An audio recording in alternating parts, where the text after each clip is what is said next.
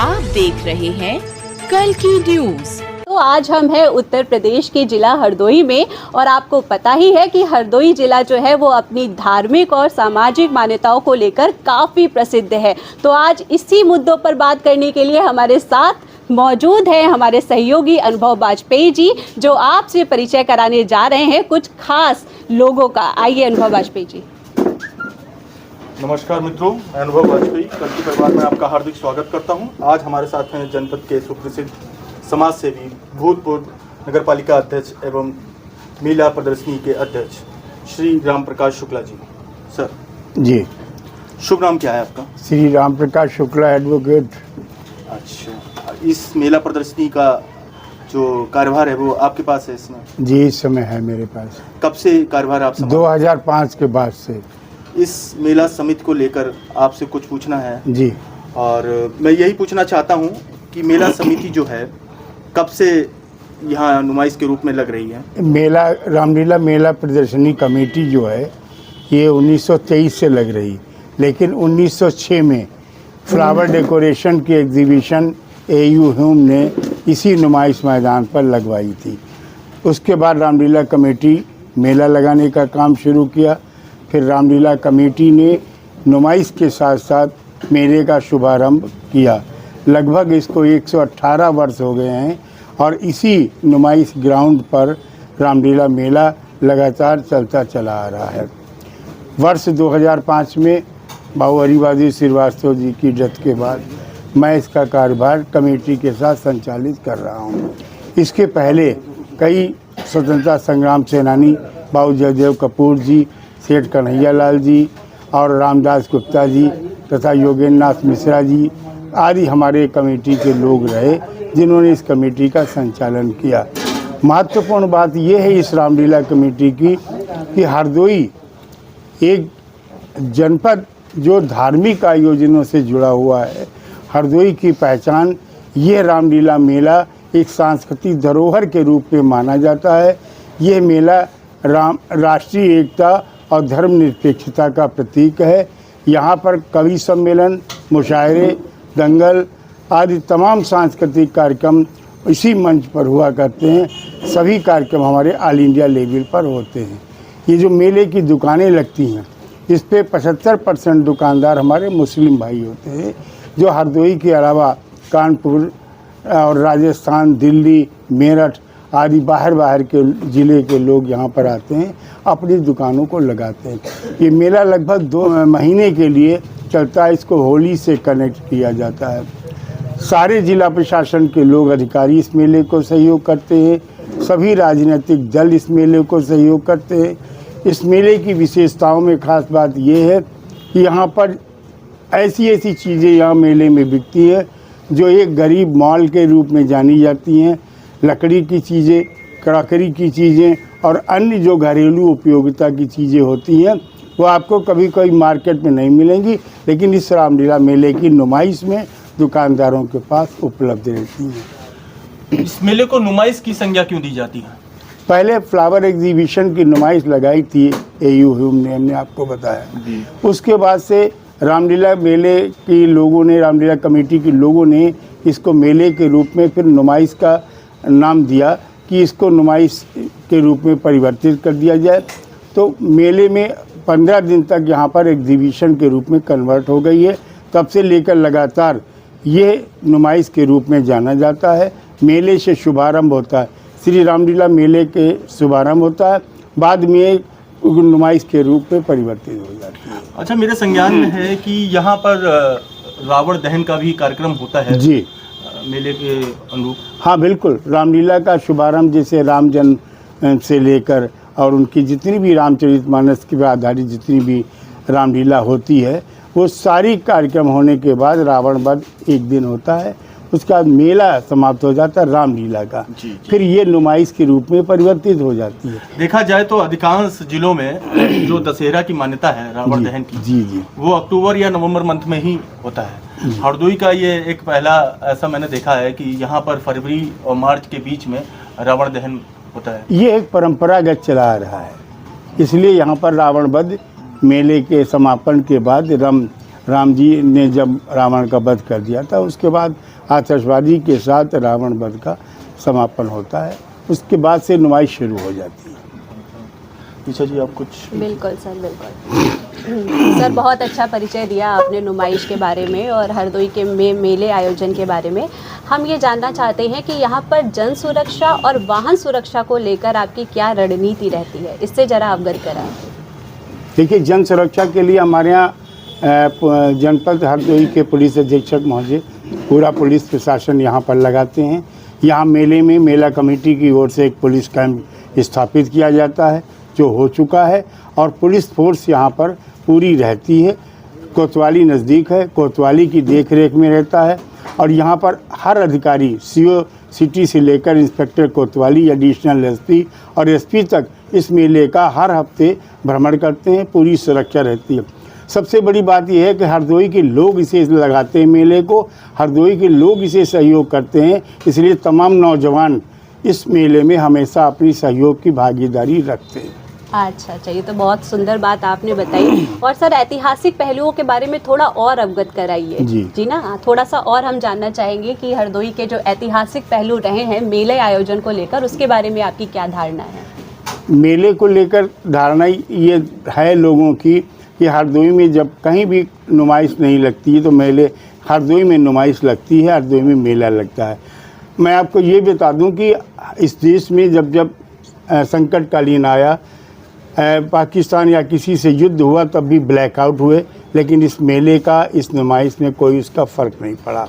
साथ ही साथ तमाम चुनाव हुए लोकसभा विधानसभा के, उसके बावजूद भी इस मेले में कोई फ़र्क नहीं पड़ा।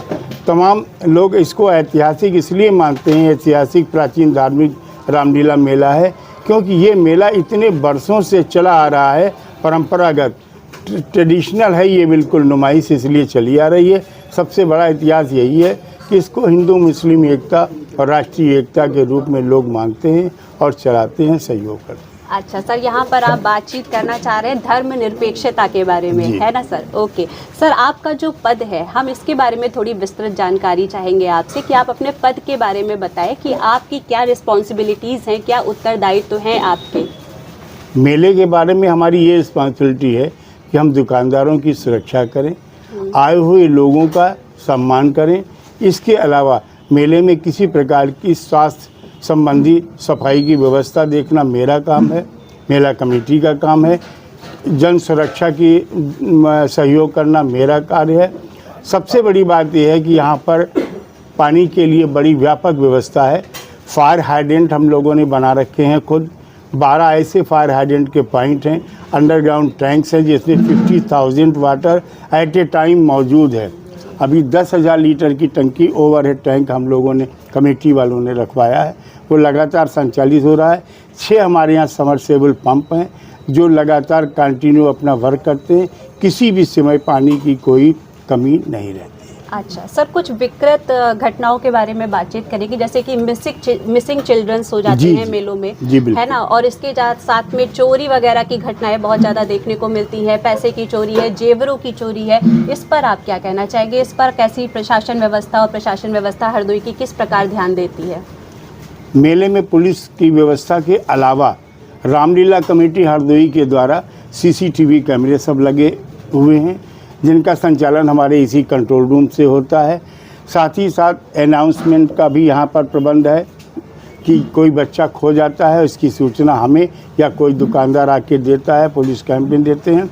और अभी तक, आज तक के मेले का ये रिकॉर्ड है हरदोई का कि कोई भी बच्चा किसी प्रकार का अगर खोया है तो वो उसको उसी दिन 1 घंटे के अंदर घूम फिर के मेले में मिल गया है। जी, बहुत ही सुंदर जवाब सर आपका। और इसके साथ में हम एक और सवाल का जवाब जानना चाहेंगे कि सर जितने झूले हम देखते हैं, है ना, सब आधुनिकीकरण पे, आप जानते हैं कि सब आधुनिकीकरण आजकल हो गया है, तो उन झूलों की वजह से या किसी भी ऐसी परिस्थिति से कोई दुर्घटना घट जाती है अकस्मात, तो उसकी जिम्मेदारी कौन लेता है? शासन इसको किस रूप में देखती है? उनको क्या मतलब भुगतान किया जाता है जो दुर्घटना से ग्रसित हो जाते हैं? इस पर आयोजकों का क्या मत रहता है? अभी तक भगवान की कृपा से कोई दुर्घटना नहीं हुई, बहुत अच्छी बात है सर। लेकिन अगर कोई घटना या दुर्घटना घटित होती है उसके लिए रामलीला कमेटी जिम्मेदार है। जी। और उसकी वो भरपाई करती है। मगर कभी हुआ नहीं, इसलिए अभी कोई अनुभव नहीं है। अच्छा। पर मैं आपको ये बता दूं कि जितने भी झूले लगे हुए हैं वो मैकेनिकल सर्टिफिकेट प्राप्त होने के बाद ही लगाए जाते हैं। जी जी जी जी, बहुत ही अच्छा। तो जितने भी प्रश्न के उत्तर हमको चाहिए थे लगभग सभी जो है मिल चुके हैं, है ना। और काफ़ी अच्छा लगा सर आपसे बातचीत करके, और ऐतिहासिक जो जर्नी थी उसके बारे में जानकर, और काफ़ी पहलुओं पर हमने बातचीत कर ली, है ना। दुर्घटना को भी लेकर बातचीत की, काफ़ी संक्षेप में आपने सारे प्रश्नों के उत्तर दिए हैं सर। और भी ऐसा कुछ जो आप अपनी तरफ से हमको बताना चाहें तो बहुत अच्छा लगेगा हमको। ये आपने क्वेश्चन किया था कि ये जनवरी में ही आपका मेला क्यों लगता है? हाँ बिल्कुल वो सर, तो बिल्कुल ट्रेडिशनल सर। कर दिया, होली से मिलाते हैं। उद्देश्य हरदोई डिस्ट्रिक्ट, जी सर बिल्कुल। हरदोई डिस्ट्रिक्ट का मेला ये मेलों की जननी है। जी जी जी यहाँ से ये 24 का मेला शुरू हुआ और पूरे जितना उत्तर प्रदेश में मेले लगेंगे यहाँ के बाद लगेंगे जी। और आखिरी मेला भी अपने जनपद हरदोई का बिलग्राम है। जी जी जी बिलग्राम में समाप्त होता है ये पूरा साल। जी जी। उसके बाद फिर हरदोई से ये शुरू होता है। ये मेले की जननी हरदोई जी यहाँ से शुरू होता है और हरदोई डिस्ट्रिक्ट के बिलग्राम कस्बे से ये मेला समाप्त होता है मेला। जी जी, बहुत ही सुंदर जवाब सर, बहुत ही अच्छा लगा आप लोगों से बातचीत करके। और सर थोड़ा सा धार्मिक परिप्रेक्ष्य के बारे में भी जानना चाहेंगे। हरदोई जो है धार्मिक मान्यताओं को लेकर बहुत ज़्यादा प्रसिद्ध है उत्तर प्रदेश में, और भी लोग जानते हैं।